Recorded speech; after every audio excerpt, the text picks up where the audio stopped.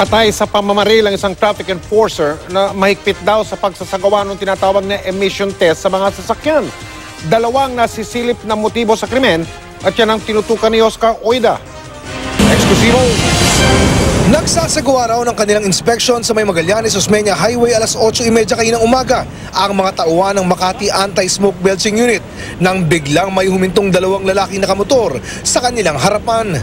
Bumaba ang isa sa sakay nito at pinagbabaril ang isa sa kasamahan nilang si Jovin Dualio gamit ang isang kalibre 45 baril. Naglakad muna ho bago tapos pagtapat sa kanya, pinuntukan po siya ng 3 beses. Dali-dali rin daw sumibat ang mga suspect na hindi na raw nila naplakahan at namukaan dahil nakabonet ang mga ito.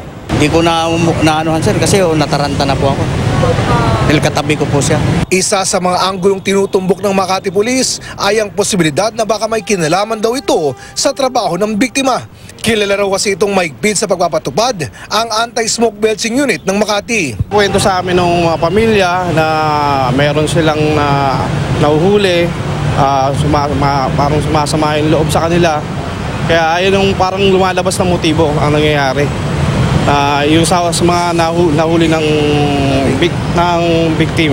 Pero iba ang kutob ng ama ng biktima na si Jaime Dualio na chairman pala ng barangay Pio del Pilar sa Makati.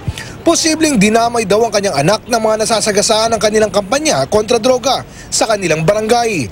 Bago raw binaril, tinignan pa raw ng suspect ang ID ng biktima. Tila tinitiyak na ito nga ang kanilang target. Ang inaano ko lang kung dahil sa politika, dahil ako ay barangay captain, mga nagpapatupad ako ng batas. Kung anong batas ay binaba sa amin, kung anong ordinansa binaba po sa amin ng City Hall, yun lang po ang ginagawa ko.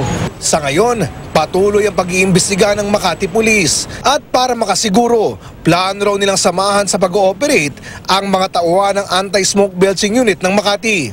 Mensahe naman ni Cap Dualio sa mga nasa likod ng pagpatay sa kanyang anak. Dahil ito ay dadalhin mo habang buhay ang konsensya mo. Alam ko, may nagpatira sa anak ko. Makikilala ko rin yan, tandaan ninyo. Dahil lahat, pakikilusin ko lahat ng mga kaibigan ko lahat. Tanda mo yan. Oscar Oida, nakatutok, 24 oras.